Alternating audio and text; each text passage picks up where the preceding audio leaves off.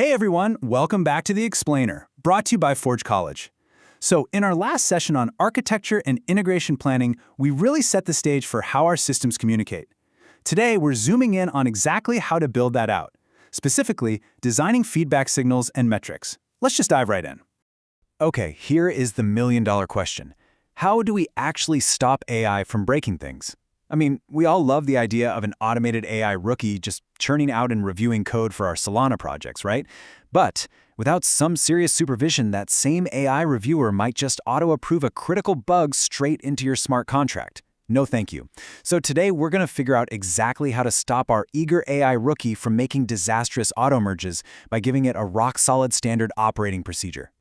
Here's our engineering blueprint for today. We're going to cover 1. AI and the safety net, 2. Clues versus big picture, 3. Picking the best signals, 4. Triage rules in action, 5. Coding the feedback loop, and finally, 6. Your AI automation artifact. All right, starting off with Section 1, AI and the safety net, setting the boundaries for AI review. To do this, we absolutely have to build a safety net. The core goal of a feedback loop here is creating closed-cycle measurements that actually move your artifacts, your code, your tests, toward your quality targets.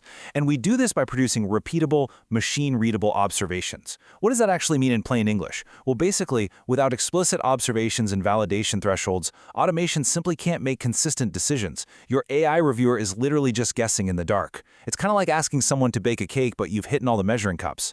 If we want our AI to properly handle triage and annotation, we have to hand it a very concrete catalog of what to actually observe. Moving on to Section 2, Clues versus Big Picture. Or, as I like to call it, the detective and the chief. To really wrap our heads around measuring this data, think of a classic crime-solving duo. You've got the detective and you've got the chief.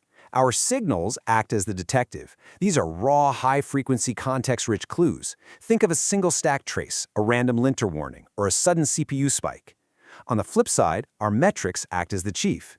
These are aggregated, reliable, big-picture trends, like an overall test flakiness-rate. The detective is down in the dirt, gathering those noisy clues right at the crime scene, while the chief aggregates all that intel to make sweeping, reliable decisions. Trust me, you need both of them working together to run a successful pipeline. Which brings us to Section 3, Picking the Best Signals. This is our cost-benefit framework. Here's the reality. You can't just instrument every single clue without completely blowing your budget or, honestly, just overloading your storage. You need a cost-benefit framework to prioritize. You really have to focus on high-value signals. For instance, an integration test failure with a full stack trace, that gives you a high-priority test failure rate metric. Same goes for security linter violations or production panic exceptions. Those give the AI real meaty context for triage. On the other hand, something like tracking files changed per PR just gives you an average churn metric. That's pretty low priority. The big takeaway here, focus your early instrumentation on those high-priority signals so your AI starts delivering value right out of the gate. Next up, Section 4, Triage Rules in Action. These are your standard operating procedures. Let's see how all this builds into actual standard operating procedures, what we call triage rules for a Solana service. Picture this 4-step scenario. Step 1, a pull request fails its integration tests. Step 2, the AI reviewer digs into the detective's raw logs and spots a likely off by 1 error. Nice catch, right? But wait. Step 3, before it just blindly applies a fix, the system checks in with the chief's big picture, specifically the historical test flakiness metric for that exact test. Step 4, because the metric shows this particular test is notoriously noisy, the AI pumps the brakes and calls for human backup. It defers to you. This is a brilliant example of how AI should augment your judgment, not just replace it. All right, Section 5, Coding the feedback loop. Time to build the control knobs. Translating all this theory into actual code basically means building the control knobs that process these inputs, and it's actually pretty straightforward. Using a minimal Python script in your pipeline, you can easily execute these core steps. First, ingest the raw test run JSON artifacts. Then, extract those detailed context signals. Next, compute the historical flakiness metric. And finally, output an actionable triage rule JSON.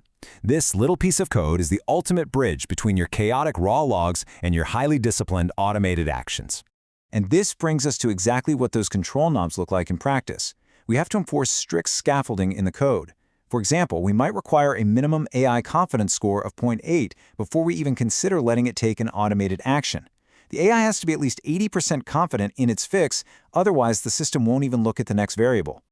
But confidence isn't enough on its own.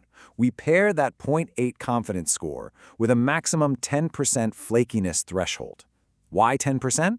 Well, think about it. Auto-merging or rejecting code based on one single flaky test is like, I don't know, firing an employee because they sneezed once. It's absurd. It's just noise. If a test randomly fails more than 10% of the time, the automated system should absolutely refuse to make an irreversible decision. Instead, it needs to escalate the issue right back to you. Finally, Section 6, your AI automation artifact, the final deliverable.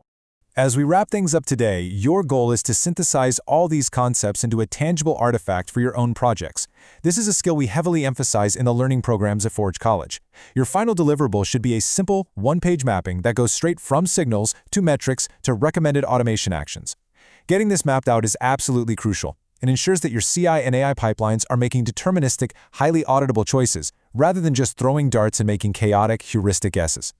So let's establish a golden rule for your pipelines right here, right now. Collect context-rich signals to act and reduce noise with robust metrics before automating irreversible actions. Always remember, let the detective collect that rich, gritty context on the ground, but always rely on the chief's robust metrics before you let a machine do anything irreversible to your codebase. It really is an amazing way to structure your automation. But, it does leave us with one pretty critical question to ponder. If your AI reviewer decides to go rogue tomorrow, does your current CI pipeline actually have the metrics in place to catch it before a bad contract hits the blockchain? Really think about that. Be sure to check out forge.college to master these Web3 AI workflows and a whole lot more. Get those artifacts ready for our next explainer, where we'll be putting all of this into practice. Thanks so much for hanging out with me, and I'll see you next time.